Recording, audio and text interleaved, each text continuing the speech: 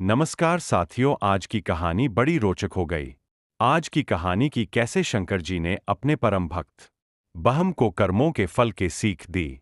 कहानी आरंभ होती है। अयोध्या नगरी में एक ब्राह्मण रहता था। उसके शादी के कई वर्ष हो चुके थे। उसके एक पत्नी और एक बच्चे भी थे।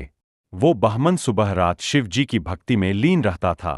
वो कुछ काम नहीं किया करता, केवल शिव जी की भक्ति किया करता था। यह सब देखकर उसकी पत्नी बहुत परेशान रहती थी। वो ब्रह्म केवल ओलास्पन करता था, अपना चारपाई में सारे दिन लेटा रहता था। जब उसकी पत्नी कुछ काम या खेत में जाने को कहती तो वो अपनी पत्नी की बातें को सुनकर नजरअंदाज कर देता। रोज रोज की कहानी रहती थी। यह सब देखकर माता पार्वती अपने स्वामी शंकर जी से कहती कि आप अपने परम भक्त को दर्शन क्यों नहीं देते। यह दिन रात आपको याद करता रहता है, आपके भक्ति में मगन रहता। तो फिर क्यों नहीं। तो शंकर जी ने कहा, यह पिछले जन्म में एक आलसी गद्दार था, जो सारे दिन मेरे मंदिर के बाहर सोया रहता था।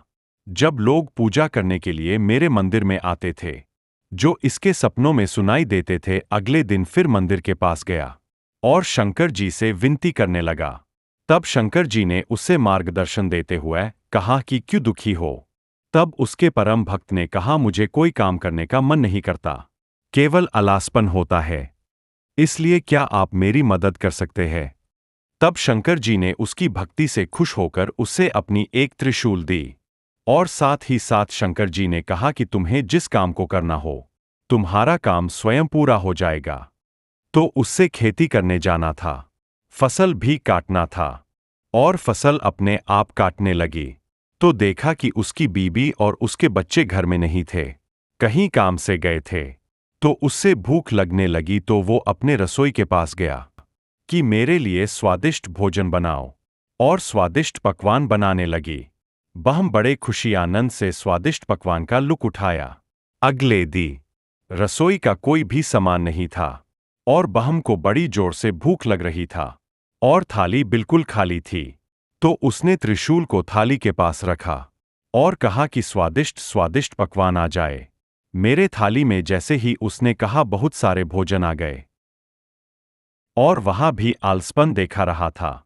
और साथ ही साथ कहा कि उसके मुहर के अंदर जाए बिना हाथों का प्रयोग किए। सारे भोजन धीरे धीरे करके उसके मुहर में जाने लगे और रुकने का नाम नहीं ले रहा था और धीरे धीरे करके उसका पेट फूलते जा रहा। तभी उसकी पत्नी और बच्चे वहां आए गए और उन्होंने देखा कि उसके पति की हालत और भी खराब होती जा रही। तभी उन्होंने अपने पति से कहा कि इसे रोकने को कहिए।